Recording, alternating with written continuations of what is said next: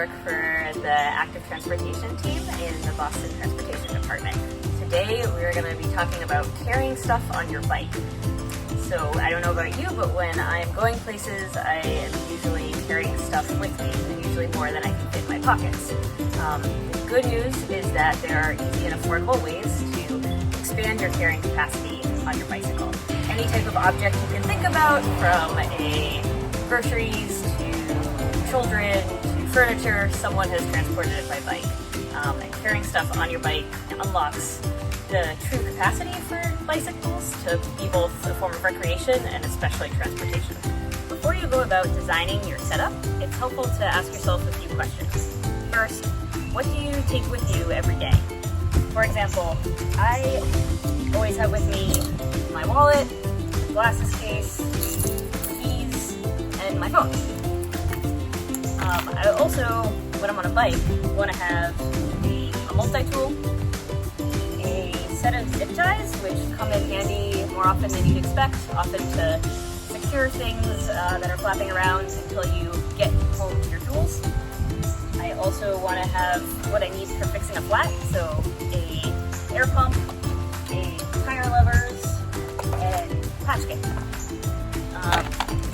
And oh, don't forget your lock, very important. Finally, because I bike commute, I will usually want to have space for a rain jacket, my lunch, extra change of clothes, and often I stop by the grocery store on the way home, so I want to have some extra space there too. Next, think about what types of things you transport regularly or would like to transport regularly. For example, I like going to the grocery store and the hardware store and doing that by bike. For that reason, I like being able to expand my carrying capacity beyond what I take on my daily trips. Some other considerations worth thinking about are, one, your comfort. Do you want to be having things on your back or not? Two, your ease of riding. Are you comfortable carrying heavier loads, especially if the weight might not be distributed evenly? Third, your budget, of course. And then fourth, your style. All of these things are best thought about in the context of what's available, so we'll walk through some of the most common and readily found options. So first, while it may be tempting, never hang anything from your handlebars.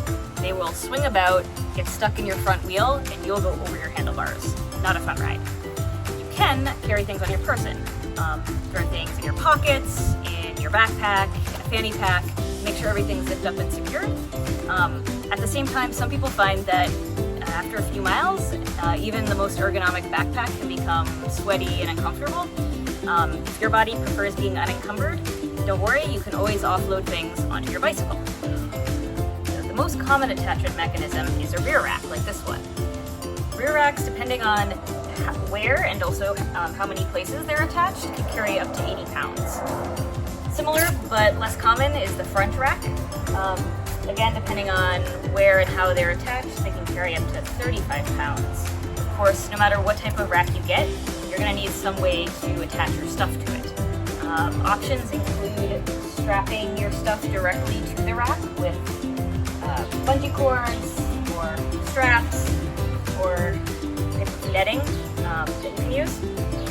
Or you can attach onto it a basket like this one, a crate, a saddlebag, or a box.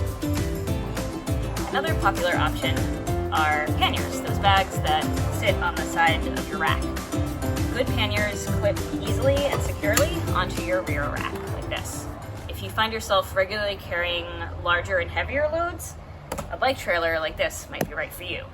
The trailer attaches to the rear of your bike, and they come in all sorts of shapes and sizes, from utilitarian flatbeds to fully outfitted buggies for kids.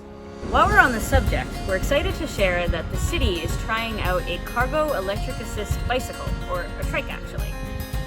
We're trying to lead by example, which is why, as part of our Climate Action Plan update, we're aiming to reduce municipal vehicle emissions from our fleet. It's named after Kitty Knox, a biracial woman who broke down gender and racial stereotypes in Boston's 19th century cycling community. Before you go, an important note of caution.